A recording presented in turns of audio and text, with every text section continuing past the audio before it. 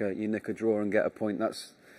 And so from my experience, I want to bring that and have that determination to not lose games, and we want to win every game here. That's for sure. You mentioned not winning enough games. This team was so close to making the playoffs. Literally came down to the final few matches here at home. What have you heard from this team about the desire to make playoffs this year, and how do you feel about hopefully leading them to their first playoff experience? It's been the main talk. It's like we've set our own little targets in there. We did that this morning, so it was nice. Everyone's on board. Everyone's got a voice. Everyone's got an opinion, and every opinion matters in there. And it's the staff have sort of let us players dictate that. And like I said, the playoffs is the main target. We weren't far off last year. Like I said, the boys said that we were winning away from home, and then we get draws. It's like that's the difference, seeing them games out. So that'll be the main experience I want to bring to this group. You mentioned the fan base. You've seen videos of the home opener, 74,000 plus fans. How excited are you for your first home match for the Crown? Even the two friendly games here that was incredible. The fans don't stop. The drums. It's like I said. It's going to be. We call it in England. They're going to be our 12th men, and that's what we need here. And like I said, I'm so excited for Saturday. I hope it's as special as it was last year. What have the guys that were on the team last year told you about playing here at Bank of America Stadium and about the fan experience? The fans is incredible. It's the noise every week in, week out.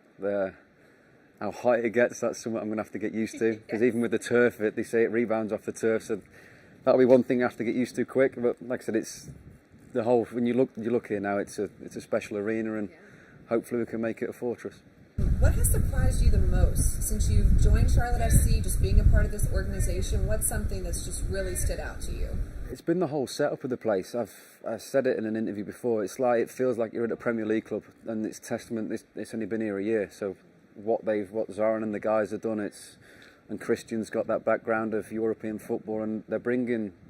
Like I said, they're bringing something special here, and the way the lads have bought into it, they're so professional. That's what's really stood out, how professional the lads are, whether that's the young lads, the older lads. Now, the young lads are even setting examples for me, like they're going in the gym doing their own thing, whereas in England I never did that. Right. So I've got them doing that has rubbed off on me as well. So it's a real good group. You mentioned Zoran. What's your relationship like with him?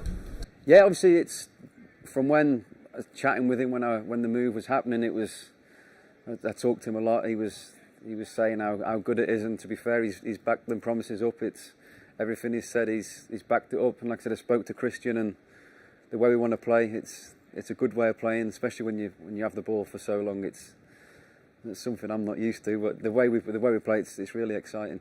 And I know in some of the friendlies, right, you had the captain patch. You're obviously a leader for this team. So how are you embracing that role? It's if I do get it, it's not been officially named yet, but if I do get it, it would be a real honour. It'd be an absolute privilege. But like I said, we've got a leadership group in there, which is 7 or 8 real good characters. So that'll be, if I do get it, I will be leaning on them, because they've been in the game a long time and been in the MLS. It's new to me, so like I said, we're one big group, and that's what we want to bring to the field as well. All right, take me through the Westwood Pass. It's yeah, and to be fair, Enzo's seen it, and he gets on the end of it quite a lot. But like I said, it's just something that happened natural. The fullback sets it, I spin it in behind. It's usually when I get high pressure, can't turn with the ball, so it's mainly to back them off to hopefully gives Carroll that more space to do his special magic. And then, I mean, obviously you dealt with the ankle injury and stuff like that, but just how are you feeling with the ankle and physically and everything else? It was a tough time. Yeah, it was real tough. Like the wife had her work cut out. I was bed rest, and she had the kids and that. But like I did go through some tough times. I thought that was it. I thought the career was over. But like I said, I got back fit. I worked hard. I worked with obviously the physios at Burnley. Did a tremendous job. Coming here and touch wood, it feels pretty much back to normal, which is the main thing. And even on the turf, the different turf, it's hopefully I can play every game. Yeah, well, I'm glad you're feeling healthy. Glad you're feeling good. Is it different playing on this surface? People have said it, but I've not. I've enjoyed it. It's the grass back in England is so hard anyway. The pitches, so this actually more cushion, but the grazes is one thing I'm going to have to get used to. I'm shredded to bits, and I'm sticking to the sheets at night, so that's not fun. And then I know this team obviously, or this club has already kind of been through some adversity in the off season and whatnot. But I was talking with Z before our interview, and through that adversity and times like that, obviously it brings a team closer together. So what have you noticed about how this group has come together and kind of rebounded from that? Yeah, what we've gone through. It was a tragedy, and we're all still hurting now. It's never going to go away, and obviously we think of Anton's family every day, and I know what his girlfriend was going through and the little girl. But like I said, we've now got this bond for forever, for lifetime in there. When it happened, we were all there as one. We've all cried together, we've all grieved together. So it's one thing that we're going to have to take with us. And like I said, come Saturday, it's going to be a special day. And like I said, everything we do will be for Anton. Not a lot of pictures of Myrtle Beach in South Carolina. Nice, sunny, people out and about. Wow. Headed to lunch, looking pretty good. Nice day to be there, although I'm sure it's pretty chilly there as well. It's chilly there, but it just makes it so much better when you have an ocean. I know it does. Overlooking that. Now, everyone is wearing sweatshirts and pants, clearly, but it's a decent day across the Carolinas. May it be here, may it be at the beach. I wish I was on the beach, sure. Regardless of how cold it is. Notice here on the map, there's a whole lot of nothing going on. That dash line is not an error. That is a trough, and oftentimes a trough can do two things. One, it could bring in a line of rain showers or whatever precipitation will vouch for the temperature range, or it can shift the winds, and that's exactly what this one's going to do, as a high pressure system is going to settle in, blasting winds out of the southwest. But we're perfectly clear right now. We have no moisture really in the middle part of the atmosphere that's going to lead to any cloud cover. This is an amazing day, even though it is quite cold. 26 degrees, that's what we dropped down to this morning. Last time that we did that was the end of January. We weren't even that cold during the month of February, but February was also one of the warmest on record. And then 43 degrees, that's what we're at right now. I think that we will get enough strength to get in the mid to the upper 50s. I have a high of 58 degrees around the greater Charlotte area, only the mid 40s for the mountains. We still have that breeze that's going to be classified as a gentle one, about 7 to 12 miles per hour. Lots of sunshine, making things a whole lot better. It's not nearly as blustery as it has been over the last couple of days. Evening forecast, not too shabby, not too bad. Winds are calming down, and we're also clearing things out. This is the perfect recipe for a frosty night. So not only is it a freeze warning, going to have some frost on the windshield. So it doesn't need to be just freezing for frost to form. You need that calm wind to allow that crystallization process to happen.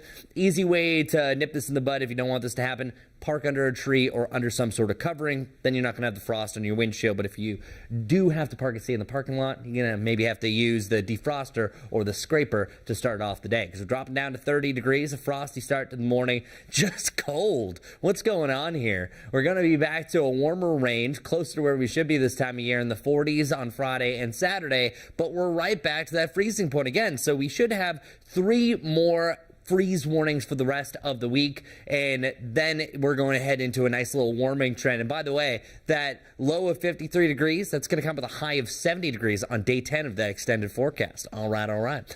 Tomorrow we are back to the mid 60s. Tomorrow is also my pick of the week because it's going to be so warm. Even though it's going to be technically warmer for your St. Patrick's Day, it does not reach pick of the week status. Why? Because there's going to be a rain potential and more clouds for your Friday. So tomorrow, 66, sunshine. Yeah, that's an easy pick for pick of the week. So our chances for rain are likely by the end of the day, but it could be a dry St. Patrick's Day until the evening. So the day is fine once the sun is setting. That's when the rain could arrive, unless you're watching from the mountains. The mountains will have a chance for a few on and off showers. Here's 3 o'clock. Chance of rain is possible, but I think it's really the end of the afternoon, heading into the evening, that the leading edge of that rain is going to be passing, and then it should be clear by your Saturday morning. And this is also going to cool us down. So Saturday's not too bad. Mix of cloud and sunshine, highs in the upper 50s. But Sunday, that's where that cold air really starts to retrace. Lower 50s for highs Sunday, Monday, and Tuesday. Back to the 60s the middle of next week.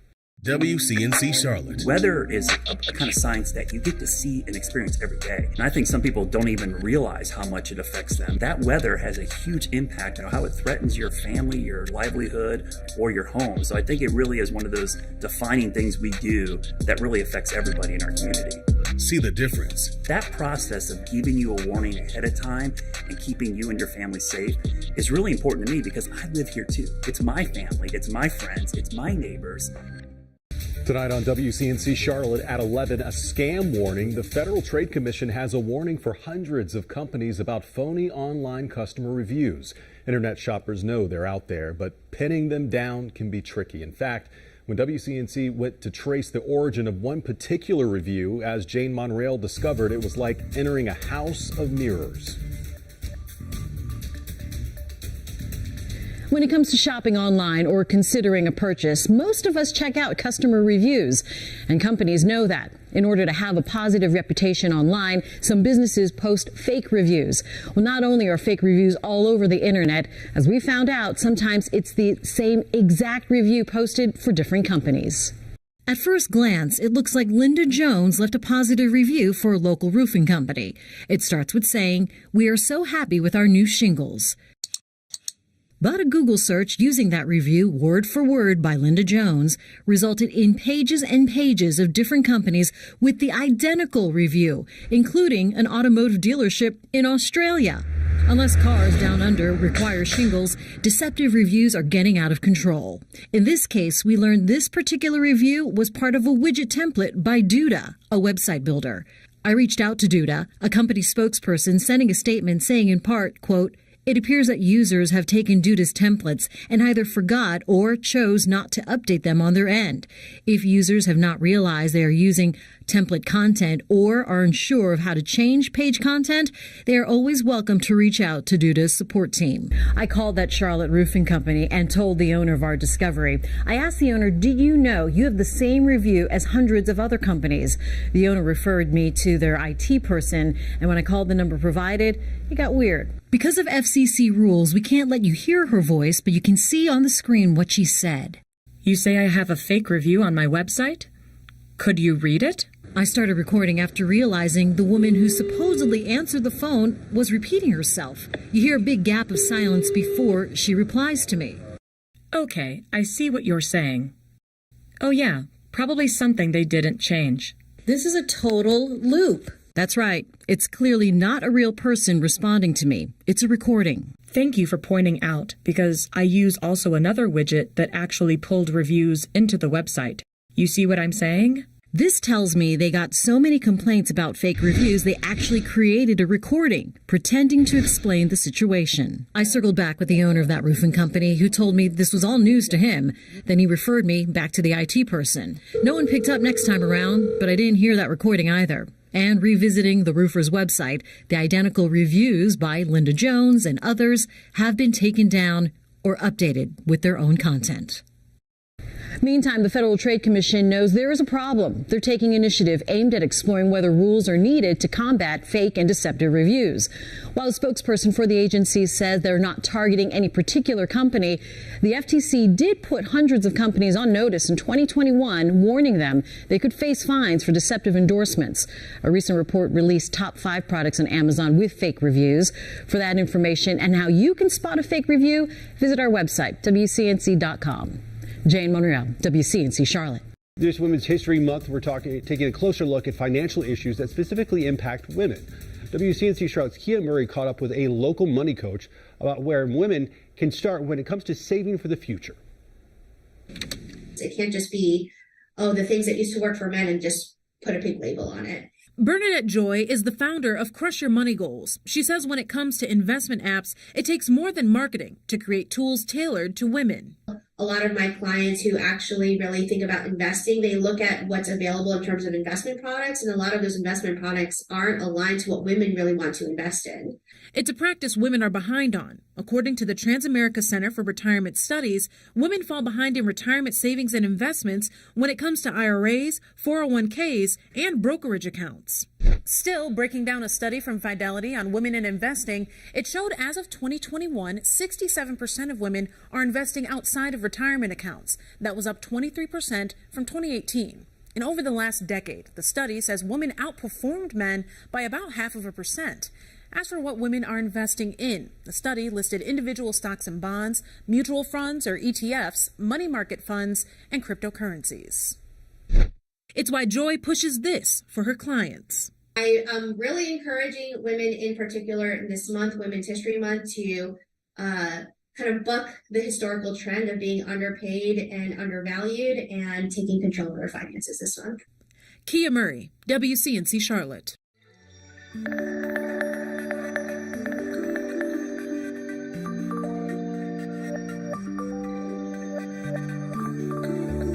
Thanks for joining us here at 5. I'm Colin Mayfield. And I'm Vanessa Rufus. We start with attorneys representing Shanquella Robinson's family. They say they know who Mexican authorities are seeking for Robinson's death. The Charlotte Observer reports those attorneys shared that name in a letter to the White House. She's a 26-year-old.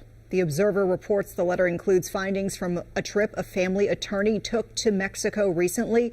Robinson, you'll remember, died while on vacation with 6 others in Cabo last year. And in January, prosecutors in Baja California Sur named that they were seeking a suspect facing femicide charges. Now, we asked officials there for more information. Within the last hour, they sent us a statement. Translated into English, it says Mexican law prohibits sharing the documents and revealing names of those with pending warrants. WCNC Charlotte has also reached out to these attorneys for further confirmation and comment. We have not heard back yet. And last, 2 teachers are suing the Gaston County Board of Education over the district's ongoing payroll issues. We've reported for several months now on teachers and staff getting underpaid or overpaid, and in some cases not receiving a paycheck at all. As WCNC Charlotte's Shamaria Morrison explains, the lawsuit alleges the district went forward with the new payroll system despite a warning it was compromised. For more than a year now, Gaston County employees have protested right here outside the Gaston County School Board office, asking for their paychecks to be correct. Gaston County schools admitting multiple times that they have encountered hundreds of errors that have impacted not only teacher pay, but also their retirement accounts. The civil lawsuit alleges the board's actions were negligent, unlawful, and unconstitutional. The 2 plaintiffs, Elizabeth Haywood and Bobby Kavanaugh, are both Gaston County teachers. At a meeting last month, Haywood begging school board members to fix incorrect payments. This is truly a nightmare situation that educators are living daily, and it has created unnecessary stress and hardships. The lawsuit says one of Haywood's paychecks contained an overpayment of $17,000. When tax season came around, the lawsuit says she had to pay taxes on it. I am stuck paying higher taxes this year with the promise of lower taxes next year that may or may not happen. This is entirely unacceptable.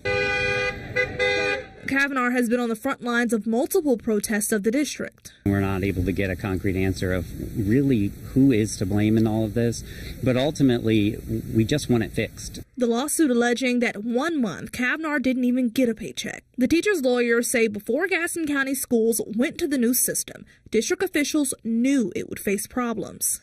The lawsuit claims the test run for the payroll system showed more than 2,000 errors. The teachers in the suit are asking for any back pay and to be compensated for any financial or economic impacts these problems have caused them. And they want attorney fees. Shamaria Morrison, WCNC Charlotte. And the district hasn't yet returned WCNC Charlotte's request for comments about that lawsuit.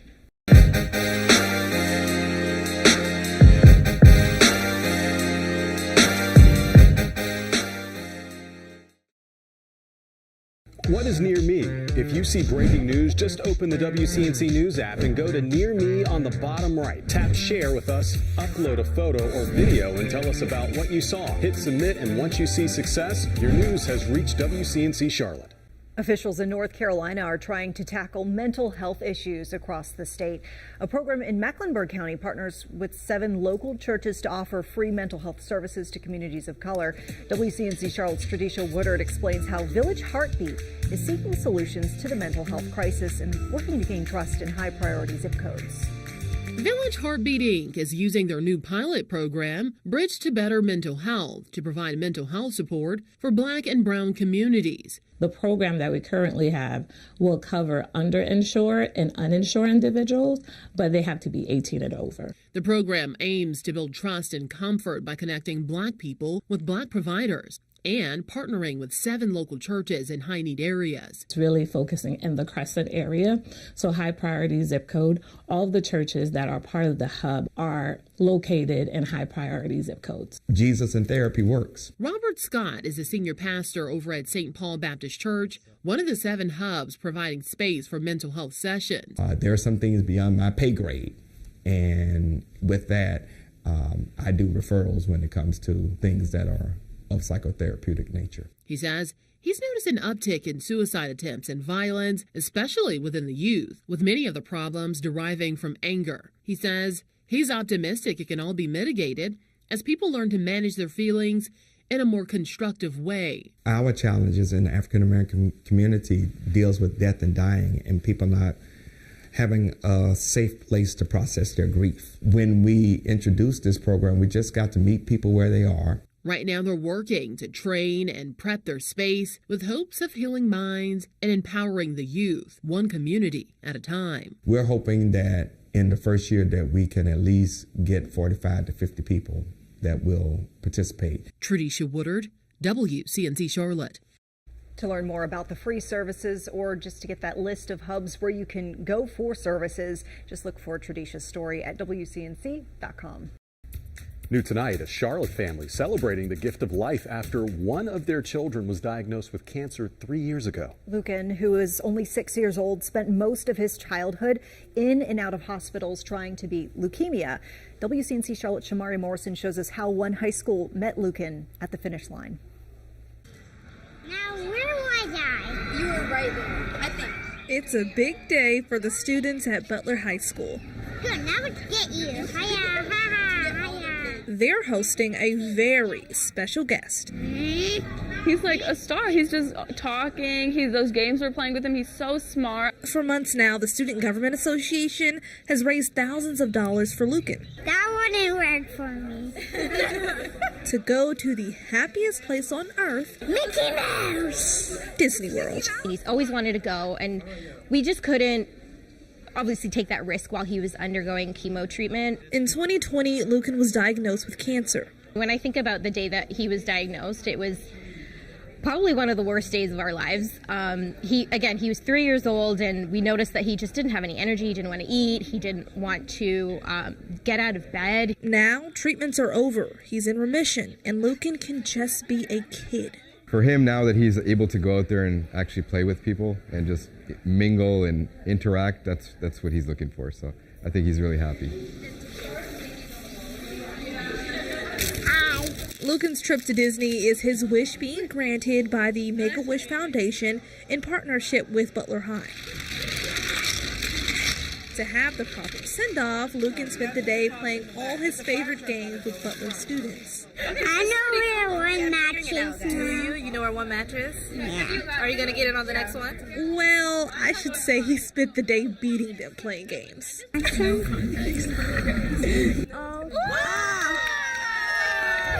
Lucan's next stop, Disney World. I like this one. That's cool. Shamaria Morrison, WCNC Charlotte. When it comes to WCNC's chief meteorologist Brad Panovich, our viewers tell the whole story. Hey, if you're new to the area, this meteorologist is awesome. I always stick with Brad Panovich when it comes to severe weather. He's rarely wrong. You should follow Brad if you don't already. He's usually right on the money with his forecast. I don't look at anything else besides what Brad says. We are fortunate to have him here. Brad Panovich. Experience the difference with WCNC Charlotte weather. A new city report shows Charlotte taxpayer-funded organizations are putting their money where their mouth is, doing business with minority and women-owned small businesses. This comes after our reporting on past decisions that shut out qualified companies from getting a fair shot at government work. Elected leaders repeatedly expressed a desire for the city to be more inclusive and to track its efforts. Tonight, WCNC Charlotte's Nate Morbido discovered most city partners are exceeding their goals. Councilmember James Mitchell requested this report, citing a need to make sure public officials are following through with the council's commitment to diversity, equity, and inclusion. One leadership coaching company. I'm disappointed. More than $750,000 worth of work over a decade. Ooh, 10 years. Wow. and no effort by the Charlotte Regional Visitors Authority to give other qualified small business owners a chance at the job. They are really poised to lead by example. The taxpayer-funded public authority CEO didn't promise any changes as a result of WCNC Charlotte's discovery, but instead reaffirmed the CRVA's commitment to minority and women-owned business enterprises, or MWBEs. Later, updating the CRVA's website to solicit new diverse vendors. We're incredibly proud of our MWBE program, and it's really vital to our organization and to the way we operate and to our leadership team. This new report backs up those words. It shows the CRVA, which receives the most funding from the city, spent roughly 23% of those dollars with MWSBEs, far exceeding its 4% goal. Especially important as the public authority asks for an extra $500,000 in this year's budget. There have been major cases that qualified minority firms have not received contract, so I am pleased when I saw the report you just shared with me that there's been some success, and we need to celebrate those, but we also need to continue to do better. In all, the report shows at least 8 of the city's 10 taxpayer-funded partners met or exceeded their MWSBE goals during the fiscal year that ended last June. And I want them to know they got advocates on city council that say we're trying to help you grow. It's worth noting there are discrepancies in this report. The Charlotte Regional Business Alliance has provided information that shows they have far exceeded their goal, and Safe Alliance, meanwhile, provided us documentation that shows it met its goal. Nate Morabito, WCNC Charlotte. When did you know what you wanted to be? Hey, Mom, the weather's on! WCNC Charlotte's chief meteorologist, Brad Panovich, always knew what he was meant to do. All right, don't forget your umbrella. In fact, he joined the American Meteorological Society when he was 13.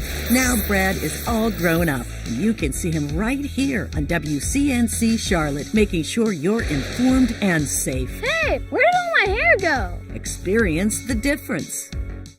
Not a lot of pictures of Myrtle Beach in South Carolina. Nice, sunny, people out and about. Wow. Headed to lunch, looking pretty good. Nice day to be there, although I'm sure it's pretty chilly there as well. It's chilly there, but it just makes it so much better when you have an ocean. I know, it does. Overlooking that. Now, everyone is wearing sweatshirts and pants, clearly, but it's a decent day across the Carolinas. May it be here, may it be at the beach. I wish I was on the beach, sure. Regardless of how cold it is. Notice here on the map, there's a whole lot of nothing going on. That dash line is not an error. That is a trough, and oftentimes a trough can do two things. One, it could bring in a line of rain showers or whatever precipitation will vouch for the temperature range, or it can shift the winds, and that's exactly what this one's going to do as a high pressure system is going to settle in, blasting winds out of the southwest. But we're perfectly clear right now. We have no moisture really in the middle part of the atmosphere that's going to lead to any cloud cover. This is an amazing day, even though it is quite cold. 26 degrees, that's what we dropped down to this morning. Last time that we did that was the end of January. We weren't even that cold during the month of February, but February was also one of the warmest on record. And then 43 degrees, that's what we're at right now. I think that we will get enough strength to get in the mid to the upper 50s. I have a high of 58 degrees around the greater Charlotte area, only the mid 40s for the mountains. We still have that breeze that's going to be classified as a gentle one, about 7 to 12 miles per hour. Lots of sunshine, making things a whole lot better. It's not nearly as blustery as it has been over the last couple of days. Evening forecast, not too shabby, not too bad. Winds are calming down, and we're also clearing things out. This is the perfect recipe for a frosty night. So not only is it a freeze warning, going to have some frost on the windshield. So it doesn't need to be just freezing for frost to form. You need that calm wind to allow that crystallization process to happen. Easy way to nip this in the bud if you don't want this to happen. Park under a tree or under some sort of covering, then you're not going to have the frost on your windshield. But if you do have to park and stay in the parking lot, you're going to maybe have to use the defroster or the scraper to start off the day. Because we're dropping down to 30 degrees, a frosty start to the morning, just cold. What's going on here? We're going to be back to a warmer range, closer to where we should be this time of year, in the 40s on Friday and Saturday. But we're right back to that freezing point again. So we should have 3 more freeze warnings for the rest of the week. And then we're going to head into a nice little warming trend. And by the way, that low of 53 degrees, that's going to come with a high of 70 degrees on day 10 of the extended forecast. All right, all right. Tomorrow we are back to the mid-60s. Tomorrow is also my pick of the week because it's going to be so warm. Even though it's going to be technically warmer for your St. Patrick's Day, it does not reach pick of the week status. Why? Because there's going to be a rain potential and more clouds for your Friday. So tomorrow, 66, sunshine. Yeah, that's an easy pick for pick of the week. So our chances for rain are likely by the end of the day, but it could be a dry St. Patrick's Day until the evening. So the day is fine. Once the sun is setting, that's when the rain could arrive, unless you're watching from the mountains. The mountains will have a chance for a few on and off showers. Here's 3 o'clock. Chance of rain is possible, but I think it's really the end of the afternoon, heading in the evening, that the leading edge of that rain is going to be passing, and then it should be clear by your Saturday morning. And this is also going to cool us down. So Saturday's not too bad. Mix of cloud and sunshine, highs in the upper 50s. But Sunday, that's where that cold air really starts to retrace. Lower 50s for highs Sunday, Monday, and Tuesday. Back to the 60s the middle of next week. One of the most prestigious universities in the world is doing away with tests for good. I'm Carolyn Bruck, and this is your Where's the Money Minute. Ranked number 4 on Forbes' list of America's top colleges, Columbia University is now the first Ivy League school to permanently go test optional. The school's undergraduate admissions announcing it will stop requiring SAT and or ACT test scores when considering applicants. The university, located in New York City, stopped requiring test scores during the 2020-2021 academic school year. Like many schools, the requirement was dropped amidst the COVID-19 pandemic. While other Ivy Leagues have extended the test optional policy, so far, only Columbia has adopted the initiative permanently. That's not to say it'll be easier to get accepted. The admission rate for last year's freshman class, the class of 2026, was less than 4%. While standardized test scores are no longer required in the application process at Columbia, students can still submit them if they choose. Columbia stating online that students who choose not to submit test scores will not be at a disadvantage in that application process. With your Where's the Money Minute, I'm Carolyn Bruck. Time now to connect the dots when we make the news make sense. The pandemic-era trend of working from home remains a key part of the U.S. job market, and it doesn't look like that's changing anytime soon. Remote work is here to stay. Let's connect the dots. Before the pandemic, about 5% of full-time work was done from home. That jumped to more than 60% in the early days of the pandemic. Experts say that's about 40 years of pre-pandemic growth virtually overnight. New research finds the share of remote work is likely to stabilize around 25%. That's because employees say they enjoy having no commute, spending less time getting ready, and having a flexible schedule. And while most major companies have been pushing folks to get back in the office, experts say the benefits of remote work are pretty substantial. Economists say companies can save money on office space while recruiting from a broader pool of applicants. Studies also find working from home actually boosts productivity, with folks working about 30 minutes more a day. ZipRecruiter also finding job seekers would be willing to take a pay cut to work remotely. Those savings could help more companies survive a possible recession. And that is connecting the dots. The new and improved WCNC Plus, now on Roku and Fire TV. Watch local live newscasts, get extended breaking news coverage, and see local programs and specials. The new and improved WCNC Plus, now on Roku and Fire TV. Let's look ahead now and talk about police relations in our community. Civil rights organization Equal Justice, led by activist Ben Crump, is set to hold a panel discussion at Livingston College on ways to improve the justice system across the country. WCNC Charlotte's Richard Devane spoke with others who are leading the upcoming event on campus. The folks at Equal Justice say this is important for them to visit places like Charlotte and Salisbury, North Carolina. They say they understand that when it comes to police accountability, there are folks on the left of the issue and to the right of the issue. They say it's important to bring them together, finding that common ground. This is a tipping point. This moment is a tipping point. Sometimes meeting in the middle is what is needed for progressiveness and actual change. Thomas Lucas has been a member of Equal Justice Now since its inception about 5 years ago. The nonprofit social welfare organization works to stop people from being wrongfully detained, arrested, or incarcerated. It's important to us, it's imperative to us to make sure that people are knowledgeable on the bail system, knowledgeable on what over-policing is, how to combat against it, and how we can bring the community and departments closer. Civil rights attorney Ben Crump is the national spokesperson for the group, and he holds panel discussions about ways to tackle what they say are critical issues concerning policing and criminal reform, which will be the focus of a one-day panel discussion at Livingstone College next Thursday. They say having these meaningful dialogues are the first steps in making the criminal justice system work for everyone. As an organization, we really look to be that one organization that all people can count on, not to take a side, but to lead with accountability and as well lead with our hearts. We know that it's not as easy as flicking a switch, and otherwise it would have been done by now. But what we do hope is to walk away from each panel discussion, and we have been walking away from each panel discussion with more and more of a snapshot of what progression looks like. Richard Devane for WCNC Charlotte. We start here with high rent and really not a lot of available housing. They're making it extremely difficult for some to find a place to live. Homelessness in Mecklenburg County went up 3% from 2021 to 2022, and many people experiencing this problem lack a really basic ID, right? A photo ID. That can make it almost impossible to get critical services and benefits. But one grassroots organization called Just Do It Movement is helping folks get the documentation they need to move out of poverty. WCNC Charlotte's Lexi Wilson spoke to organization leaders and a man who no longer lives on the streets thanks to their help. For Lewis Roman, life hasn't been easy. Because I've been on the street for a long time. For 3 years, Roman lived in a homeless encampment. Nightmares. With little to nothing, life on the street was a fearful and lonely experience. Can't trust nobody outside when I'm sleeping. But that's not where the hardship ends. I was born deaf. And I was raised in deaf institution. Throughout our interview, my voice spelling out on his phone.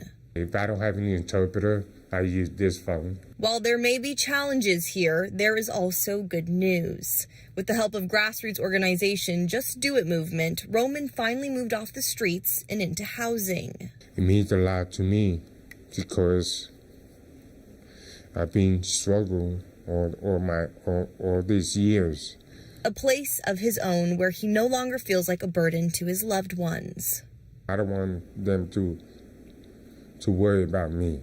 Individuals are homeless because a lot of them have different barriers that are not even considered. Jessica Gibson is the founder of Just Do It Movement. They help educate people, providing resources and skills to help them become self-sufficient, and part of that is obtaining proper identification. 85% of our clients that we serve don't have identification. You can't even think about self-sufficiency. You can't even think about housing. You can't even think about employment if you don't have those documents. Roman was one of those people who didn't have an ID. Once he got that, over time, he was able to find a home. Moving into a new place, it changed everything. Thankful to build a better life. It's a big change for me, and I'm so happy. Just Do It Movement has been around for about 3 years, and they work very closely with other grassroots organizations. They say what makes their work count is that they partner with these other groups who can bring different resources to the table. As for the challenges they face, it's making sure that their clients stay on the right path and that they continue to follow up. Reporting for WCNC Charlotte, I'm Lexi Wilson. When I think about the community, I think about the time that I've been here. I've been in this community almost my entire adult life. So you get to know the people. When you know what they care about, then that's what you care about. This community looks at all of us who do weather here at WCNC Charlotte as part of their family. And when you're part of their family, you want to make sure you do it just for them.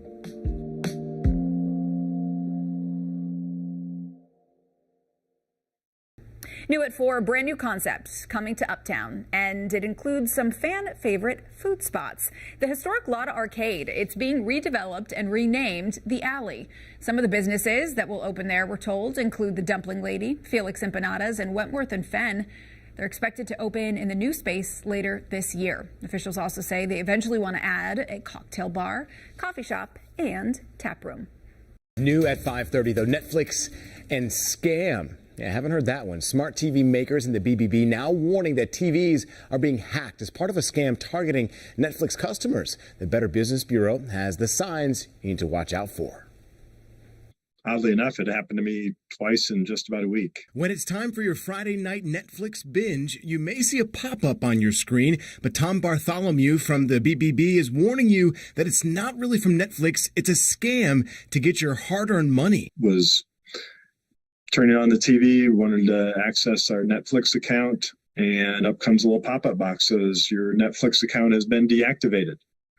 Click here to find out how to get it reactivated, or call this number to have it reactivated. I've never seen or heard of smart TVs being hacked. If you do click on that pop-up, your wallet could face some real setbacks. Your identity gets stolen, your credit card information is accessed, you're charged reactivation fees, and the people that we're talking to that are letting us know about this are convinced that it was Netflix or Spectrum or, insert name the streaming service here. Luckily, there are some obvious signs that something isn't quite right. I looked at the URL that it was going to send me to, and they actually spelled it NETTFLIX.com. And so at that point, I knew something was up. And there's a lesson to take with you as we rely on the internet for our entertainment. It proves the point that if you have a device that's connected to the internet, it can be accessed by scammers. So Tom tells us that Netflix and Roku, they're aware of this scam. Where's the money? WCNC Charlotte. Where's the Money really is about leveling the playing field. It's about helping others and breaking down barriers. We don't want our viewers to be taken advantage of, so we're here to help. See the difference. We see ourselves as a resource for the community. A lot of times when people get to us, they've tried all kinds of other alternatives. They've knocked on doors that haven't been answered, or they go to places where there aren't doors. We create openings for them, and that's what we do with Where's the Money. Down to live pictures of Myrtle Beach in South Carolina. Nice, sunny, people out and about, headed to lunch, looking pretty good. Nice day to be there, although I'm sure it's pretty chilly there as well. It's chilly there, but it just makes it so much better when you have an ocean. I know it does. Overlooking that. Now, everyone is wearing sweatshirts and pants, clearly, but it's a decent day across the Carolinas. May it be here, may it be the beach. I wish I was on the beach, regardless of how cold it is. Notice here on the map, there's a whole lot of nothing going on. That dash line is not an error. That is a trough, and oftentimes a trough can do two things. One, it could bring in a line of rain showers or whatever precipitation will vouch for the temperature range, or it can shift the winds, and that's exactly what this one's going to do, as a high pressure system is going to settle in, blasting winds out of the southwest.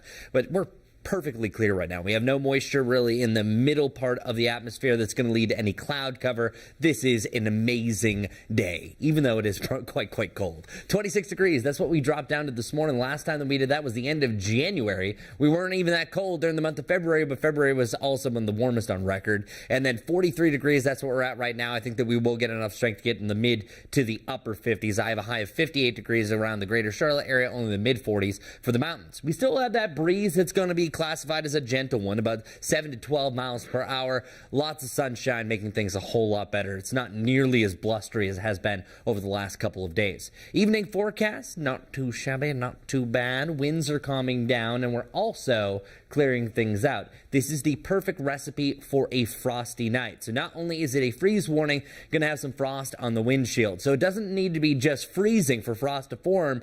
You need that calm wind to allow that crystallization process to happen. Easy way to nip this in the bud if you don't want this to happen: park under a tree or under some sort of covering. Then you're not going to have the frost on your windshield. But if you do have to park and stay in the parking lot, you're going to maybe have to use the defroster or the scraper to start off the day, because we're dropping down to 30 degrees, a frosty start to the morning, just cold. What's going on here? We're going to be back to a warmer range, closer to where we should be this time of year, in the 40s on Friday and Saturday, but we're right back to that freezing point again. So we should have 3 more freeze warnings for the rest of the week. And then we're going to head into a nice little warming trend. And by the way, that low of 53 degrees, that's going to come with a high of 70 degrees on day 10 of that extended forecast. All right, all right. Tomorrow we are back to the mid-60s. Tomorrow is also my pick of the week because it's going to be so warm. Even though it's going to be technically warmer for your St. Patrick's Day, it does not reach pick of the week status. Why? Because there's going to be a rain potential and more clouds for your Friday. So tomorrow, 66, sunshine. Yeah, that's an easy pick for pick of the week. So our chances for rain are likely by the end of the day, but it could be a dry St. Patrick's Day until the evening. So the day is fine. Once the sun is setting, that's when the rain could arrive, unless you're watching from the mountains. The mountains will have a chance for a few on and off showers. Here's 3 o'clock. Chance of rain is possible, but I think it's really the end of the afternoon, heading in the evening, that the leading edge of that rain is going to be passing, and then it should be clear by your Saturday morning. And this is also going to cool us down. So Saturday is not too bad. Mix of cloud and sunshine, highs in the upper 50s. But Sunday, that's where that cold air really starts to retrace. Lower 50s for highs Sunday, Monday, and Tuesday. Back to the 60s the middle of next week.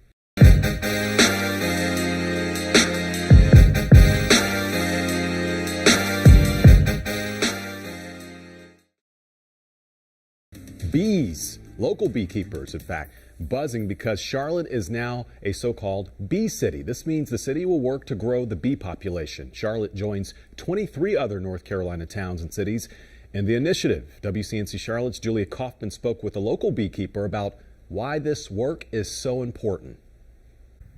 Buzz City has taken on a whole new meaning. Now that Charlotte is considered a bee city, it'll partner with local beekeepers like this one to educate the community on bees, enhance habitats, and reduce the use of pesticides.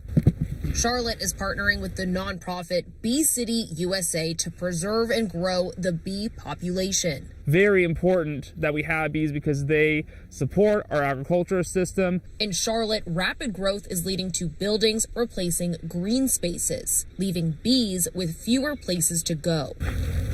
Beekeeper and owner of Queen's Orders Honey, Justin Orders, says it's one of the reasons bees are dying off. Some of these bees dwell in a specific kind of shrub or underground area in a specific spot, and when that place is demolished and replaced with something else, they no longer have that habitat. That habitat includes Charlotte's tree canopy, which is dwindling. But the city is trying to maintain trees and plants as part of new regulations designed to guide Charlotte's development. Orders says adding this program to populate pollinators will also help. Its most important or its most valuable point is teaching people that pollinators matter. Matthews, Belmont, Mount Holly, Gastonia, and Davidson are also affiliates of Bee City USA. Wherever we can find space, we as a town as well look to preserve that. Matthews was one of the first in the U.S. to sign on in 2014. Gretchen Reed, chair of the town's effort, says their outreach is working. It really has sparked a lot of interest and, action coming out of it. Now that this ordinance has passed, Charlotte's Bee City Committee is working to schedule meetings and get the community involved. We have information on how you can get involved on our website, WCNC.com. Julia Kaufman, WCNC Charlotte. New at 6, thieves hit yet another car dealership in our area. The latest investigation underway in Hickory. Police there sent us this video. Investigators say the thieves stole 6 cars from Mountain Mitsubishi sometime between Sunday night and Monday morning. Well, we're told some of the vehicles were valued at nearly $100,000 each. Officials say they were able to recover at least one of the stolen vehicles.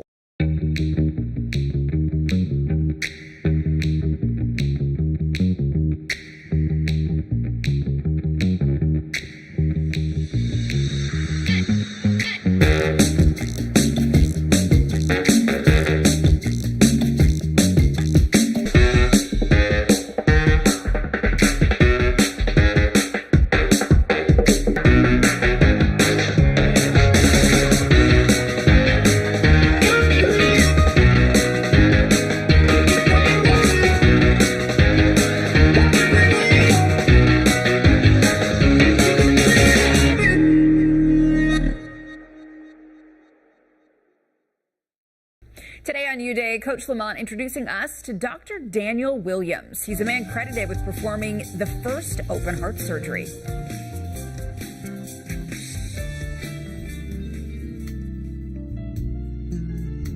Dr. Daniel Williams founded the first Black-owned hospital in America and performed the world's first successful heart surgery.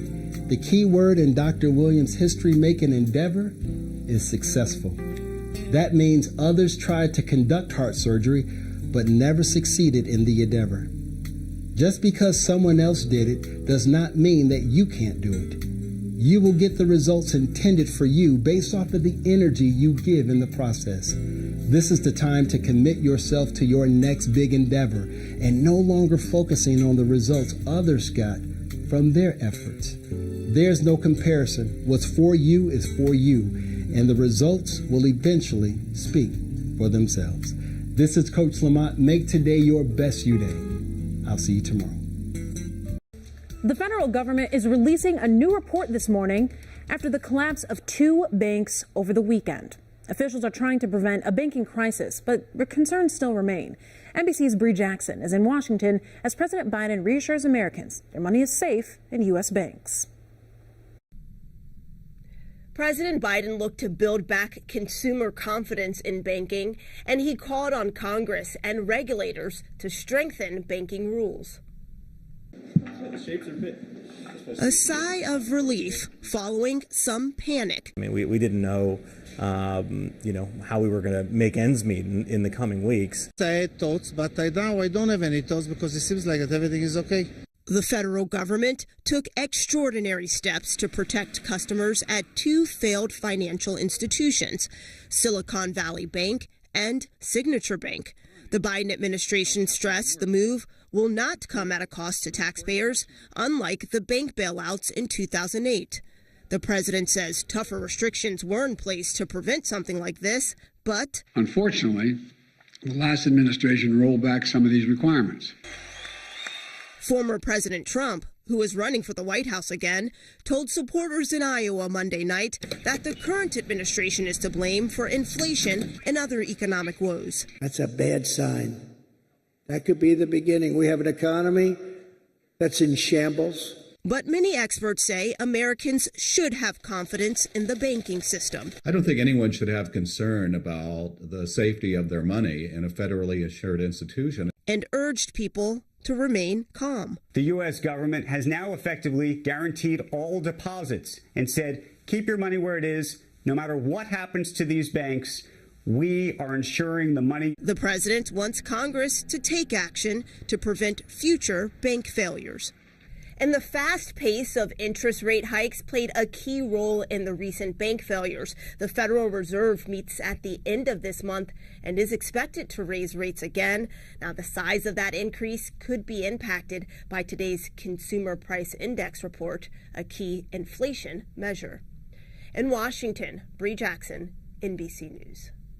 WCNC Charlotte. Weather is a kind of science that you get to see and experience every day. And I think some people don't even realize how much it affects them. That weather has a huge impact on how it threatens your family, your livelihood, or your home. So I think it really is one of those defining things we do that really affects everybody in our community. See the difference. That process of giving you a warning ahead of time and keeping you and your family safe is really important to me because I live here too. It's my family, it's my friends, it's my neighbors. If you're looking to explore the city and find deals on food in Charlotte, now is a great time. Over the next 2 weeks, chefs, bakers, even mixologists are offering special menus and demonstrations as part of an initiative called Savor Charlotte. WCNC Charlotte's Kaylin Hagwood caught up with local businesses about the impact as the event gets underway. Charlotte leaders are calling it a culinary adventure. Businesses in the Queen City and beyond serving up deals to show why Charlotte's got a lot. A taste of Charlotte comes in many flavors. At its Poppin' Gourmet Kettle Corn in Uptown, we have 60 flavors. Fried chicken, cheesy caramel, and cookies and cream are our top 3. Local favorites owner Janelle Doyle hopes to bring to others. Her business is a part of Savor Charlotte. The 2-week event connects shops like hers to those looking for good food and a good deal. Being a small business, being able to show what we do on a much larger platform is everything. You can find special offers, discounts, and even hands-on cooking classes at participating restaurants through the city's tourism website. And then visit the ones you like. Chef Alyssa's Kitchen is offering a Moroccan cooking class in the Lower South End. A dream for Alyssa Weiland and her husband, who started the business nearly 10 years ago. It was a really great way to connect with people that might not have heard of us. For locals like Kevin Bacchino, it means a chance to see something new. We're always looking for events like that to get out and explore Charlotte. A new flavor. I think it's great. Anyone can enjoy. Savor Charlotte continues through March 22nd. To find deals near you, just search for this story on WCNC.com. Reporting in Uptown, I'm Kaylin Hagwood. A WCNC Charlotte Where's the Money investigation revealing a shocking timeline for justice in our community and the reason behind it. Prosecutors believe it will now take 6 years before one murder suspect faces a jury, more than double the time it took pre-COVID. And Mecklenburg County is in worse shape than most jurisdictions because of severe understaffing. But we are pushing for answers and for change here. Michelle Bowden has been on this story for years and shares what she has uncovered. It's hard to actually think that my sister's gone. You'll think she's just on a flight somewhere and she's coming back one day. It's hard to imagine there won't be any new fun photos, no new cell phone videos of Deja Sutton. I just want justice for my baby. The 19-year-old was stabbed to death in May 2019. Her ex-boyfriend arrested the day it happened. So immediately I knew it was him that had done it. And the autopsy report says that she was stabbed over 40 times. Over 40 times. From the head, from the top of her head to the bottom of her feet. It happened almost 4 years ago, but there's still no trial date set. Years go by and you're just waiting for answers. After not hearing anything from the prosecutor's office for more than a year, Teresa Armstrong says she finally reached out to them a few weeks ago.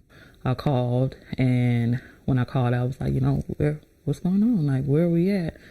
And she said, well, it's probably not going to be until about 2025 because we're in 2023 and we're just now starting to do cases for 2017. And that wait for closure in a particular case, as that wait gets longer, people's level of confidence in the court system to do what it's designed to do starts to break down. We have seen far more of that than I would have hoped for within this jurisdiction. In fact, the DA says he's been fighting to get more staff in his office since 2019, begging the state legislature to fund more positions and pushing for a system-wide overhaul. You're saying let's take a look at the system, let's study it and figure out what we need to do and then fix it. I think that's exactly right. People will say that this is a public safety conversation and it ends with public safety. As far as I'm concerned, it is a quality of life conversation. It's an economic development conversation. I have seen the number of corporations that have decided to go elsewhere because they are fearful of what the impact of decreased public safety will have on a community. I do not want to see that happen in Charlotte. The DA says the problem starts with the caseload his office handles. We're one of the few district attorney's offices in the country that handles not only felonies and misdemeanors, but also juvenile cases. We're doing all of it, and we're doing all of it with far fewer resources than what exists in other places. The Association of Prosecuting Attorneys is a national organization that estimates a community the size of Charlotte should have 130 prosecutors. The office actually only has 85. The association CEO, David Laban, told us, "You're in an awful place. There's no quick fix." So it's incredibly frustrating. I think it should be raising red flags all across the state. We took the DA's concerns to state legislators. Representative Terry Brown says he's going to push for a review of the entire court system. When do you think a study like this might actually start? So I'm looking forward to going back and talking with my colleagues on both sides of the aisle, seeing where we can put a bill together to really study this, and talking with the rest of our judicial officials and the court commission and all these other entities so we can see what we can do to study that and hopefully get something done this year on a study. And then after that, get the results and move forward from there. Perhaps even more key, Representative Brown says there's state money to add much needed new positions. Right now, the state spends $6.5 million in funding the DA's office, and the city and county pay another $3.5 million. So it sounds like you think there is money there, that the state just needs to allocate more money to Mecklenburg County. I believe so. So I think it's something it's worth studying and looking into. LeBon told us Charlotte's staffing woes are similar to what Milwaukee faced until recently. That office got money for 18 new prosecutors after an overworked staffer mistakenly set a low bail for the man who, days after being released on that bail, killed 5 people when he plowed his car into a parade. And that office had been working on this issue for years, just like Charlotte Mecklenburg has been, and nobody wants to pay any attention. So it literally took a tragedy to make change. Tragedy to make change. When is this going to be over with? I want to be done, but I want justice served. Years go by and you're just waiting for answers because nothing is happening. And we're just waiting, and it's just all we can do is just wait. But we just want that justice for my sister. That's a long time in our heart. It's a very long time. There's obviously a very powerful emotional component to all this, but when you stick to just the basic math, one of the major problems here that Charlotte Mecklenburg is facing, starting salary is $52,000. In Atlanta, that number is double. Reporting in Charlotte, Michelle Bowden, WCNC Charlotte. And if you'd like to get a look at the number of cases, we're talking murder and shooting suspects sitting in jail awaiting trial. We've got a breakdown on WCNC.com. Connect the dots and let us clear up the confusion. We're here to make sure the news makes sense. And with Connect the Dots, you'll understand how the headlines impact your family. See the difference on WCNC Charlotte. Tweetsie Railroad, it's a beloved favorite for so many North Carolina families, and now the park is adding even more fun stuff. Organizers announcing they're adding 3 new rides for the upcoming season. Right now, crews are working to install a mini swing, a spring ride drop tower, and a family spinning coaster. Officials say the opening date for each ride depends on the weather, but we know the amusement park is expected to open on April 8th. Well, the city of Charlotte on the hook for millions of dollars of necessary repairs on every single light rail train that we have. It comes after a minor train derailment that happened nearly a year ago. City Council just learned about it last night, though. You can see in this picture Katz shared from May of 2022 exactly what happened. One of the wheels jumped over the track. The axle seized, we're told. Luckily, no one was hurt, but the faulty equipment that caused it is an issue on all 40-plus trains the city operates. WCNC Charlotte's Chloe Leschner is live at the New Bern station in South End. Chloe, what does this mean for the city moving forward here? Hey, Colin, well, the repairs are an unexpected cost. The interim CEO of CAT says it could cost around $24 million to fix the entire fleet. And there are still a lot of questions about why it took so long for this information to be made public. The Blue Line is moving 20 miles per hour slower than usual, a precaution to keep this from happening again. In May 2022, the wheels of a light rail train hopped over the tracks after a bearing failure. That is a derailment, right? The car did not, was fine. All customers were escorted off of the vehicle. Everything was okay. No one was injured. But the issue with the bearing is on every train. Fixing the fleet comes with a hefty price tag and falls on the city because the bearings are out of warranty. City Council member Tariq Bakari says they'll have to rethink the budget. So we may need to go back and take a hard look at some things that we said we wanted to do that were a little more nice to have than the must-have of safety amongst our infrastructure. He and other city council members first learned about the derailment on Monday night, 2 weeks after CAT's interim CEO Brent Cagle was told about it. On one side of the coin, I have deep concerns about how we got here. On the other side, I'm not that surprised because this has been a story a long time in the making. We had a real big leadership issue in CATS that we're now just trying to recover from. The COO of CATS was put on administrative leave last week, but CATS officials would not say if it was connected to this. Those repairs, in the meantime, they could take until summer of 2025 to be completed. Live in South End, Chloe Leschner, WCNC Charlotte. All right, Chloe, some big information coming out of those meetings. Appreciate you following up on that. Not a lot of pictures of Myrtle Beach in South Carolina. Nice, sunny, people out and about, headed to lunch, looking pretty good. Nice day to be there, although I'm sure it's pretty chilly there as well. It's chilly there, but it just makes it so much better when you have an ocean. I know it does. Overlooking that. Now, everyone is wearing sweatshirts and pants, clearly, but it's a decent day across the Carolinas. May it be here, may it be at the beach. I wish I was on the beach, regardless of how cold it is. Notice here on the map, there's a whole lot of nothing going on. That dash line is not an error. That is a trough, and oftentimes a trough can do two things. One, it could bring in a line of rain showers or whatever precipitation will